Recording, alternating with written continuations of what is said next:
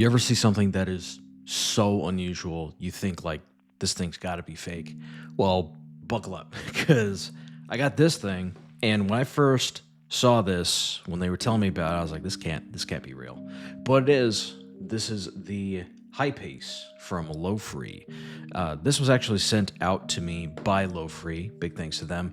But I'm not sponsored. I don't get paid for this review. I'm just doing this because I thought it was interesting. And they don't see this review before you guys do. You guys see it the same time they do. So everything I say is just going to be my own opinion.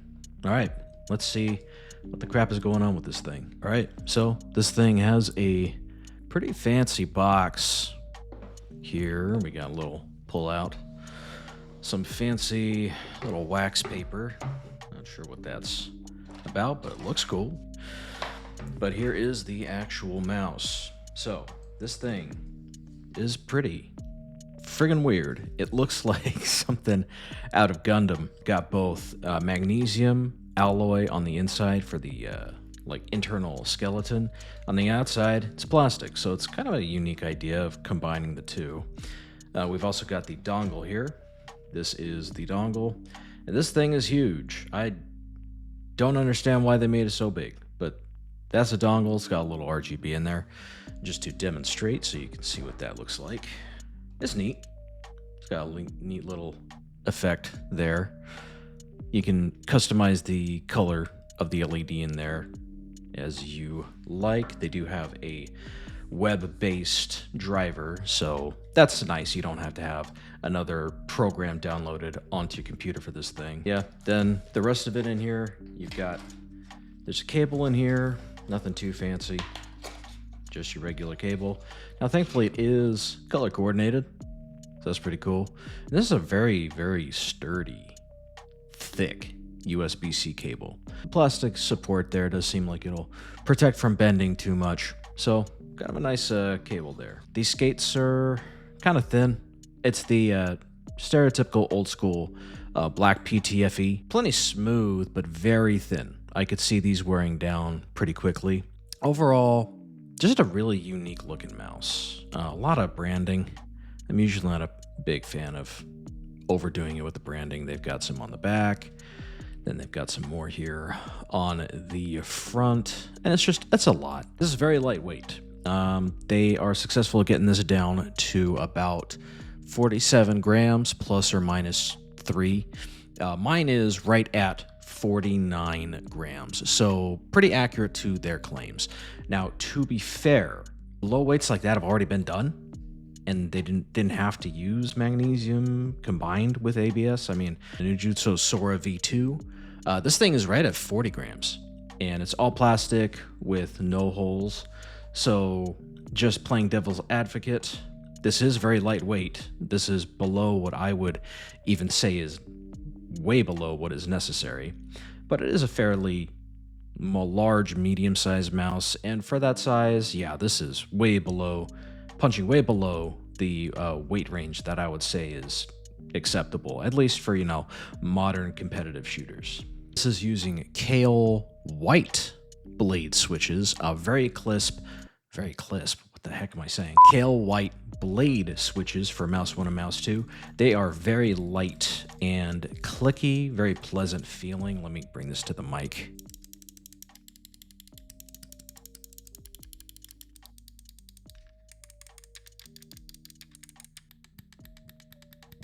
Buttons all feel fantastic. The side buttons are this really weird design here.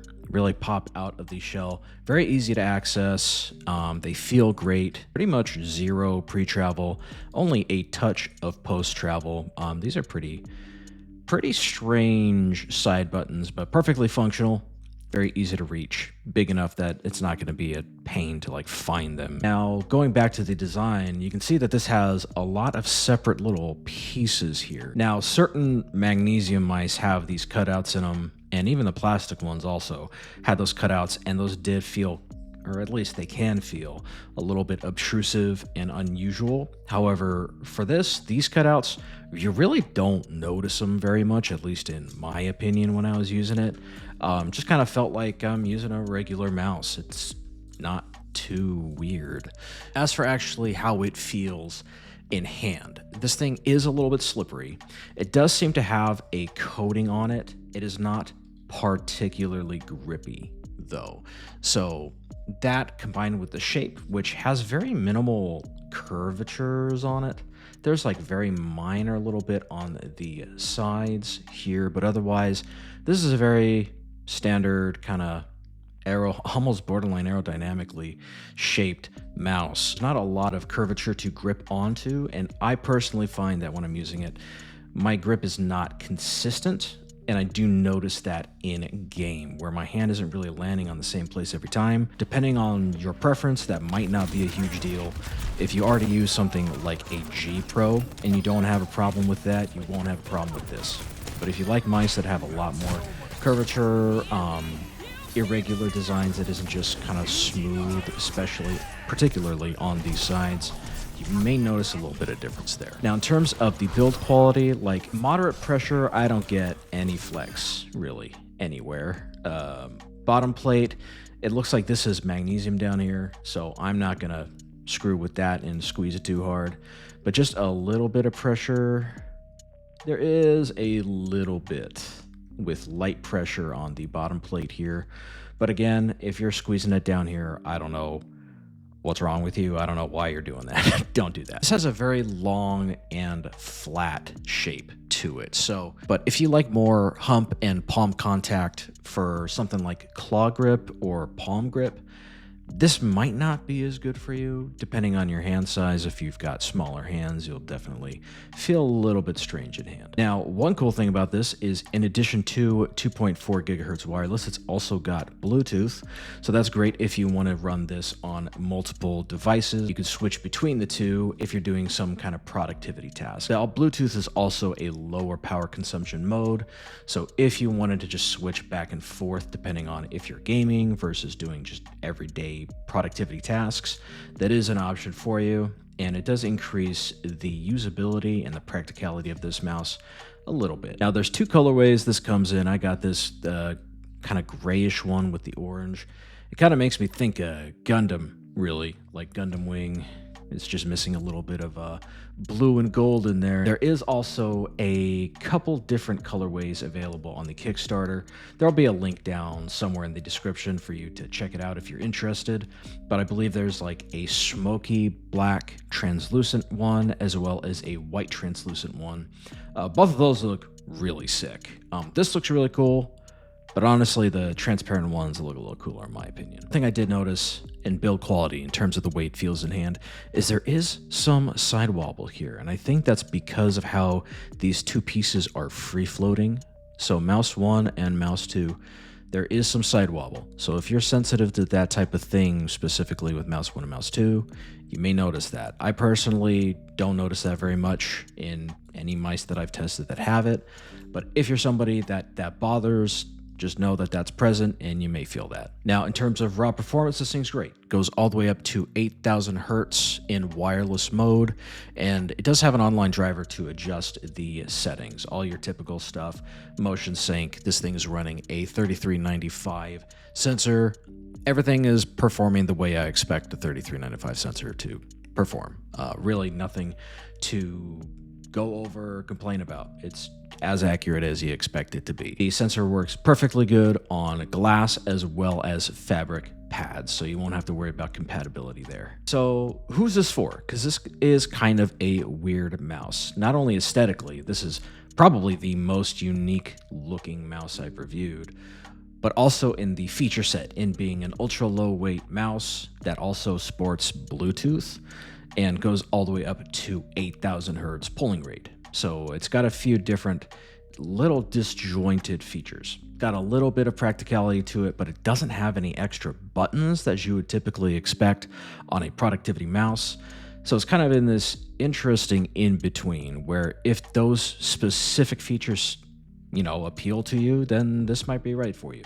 It just depends on what you're looking for and what your priorities are, frankly. Now, this is a really good way of getting an interesting little piece for your desk that isn't just a bunch of RGB lasers shooting into your eye holes. So if you want something that's interesting and you're not big on RGB, this is a pretty decent choice. Even though it's really bizarre, it does kind of have a minimalistic feel to it.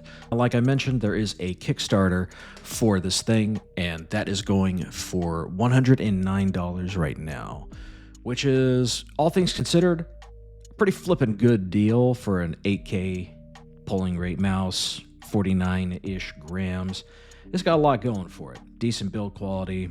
Now, granted, you know, a little side wobble there, and just how unorthodox this mouse is. There are a few things to consider, but if those things aren't a big priority to you, you just want something that's low weight, very unique looking, and can do 8,000 hertz polling rate, this is a great choice at $109. There's not a lot of other options that hit that price point with these features. The suggested price is $199. And at that price, frankly, there are better options. Like, you could literally buy 2 different mice, one for gaming and one for practical everyday use. With that money, just split it up between 2 mice, and they would serve you better than just this one mouse. However, then you've got 2 mice on your desk, and that's a little bit more of a pain and a little bit more clutter. So right now, I would probably say, if you're interested, get this for the Kickstarter, but I would absolutely not buy this at full price at $199. There's significantly better mice out there right now that offer similar feature sets that are better priced, to the point that you could literally just get 2 mice, 2 separate mice to do different tasks with. Yeah, I mean, this is a really unique, cool looking mouse. It's fun to use, but I did not perform the best with this, mostly because of the shape, as well as the lack of... The unfortunate thing is, if it was a little bit more grippy, like the coating was a little bit more grippy, it wouldn't be as big a deal. But the fact that it is a little bit slippery, and the fact that it doesn't have any significant curvature to get a consistent grip when you pick it up, means that I felt like my aim was fairly inconsistent with this mouse. Not because of the sensor, just found that my hand was not staying in a consistent, like, grip shape, if that makes sense. My hand wasn't landing in the same place between, you know, picking it up, any kind of repositioning, things like that. I felt like my fingers were kind of slipping around a little bit. But yeah, thanks again, Lofree, for sending this out. I love checking out new, interesting stuff. I feel like the mouse market has gotten kind of stale. It's just a bunch of re-releases of the same shape over and over with slightly better feature sets. And this is like a really good departure from like what you typically see. This is pretty cool. So yeah, thank you guys so much for watching. I'll put a link down in the comments or the description down below if you're interested in picking this thing up. Remember that Kickstarter, I think that goes until the end of March. So pick it up before then. Hopefully they drop the price. Frankly, that would be my recommendation. But you guys take care, God bless, and I'll see you all in the next one, okay? Take it easy.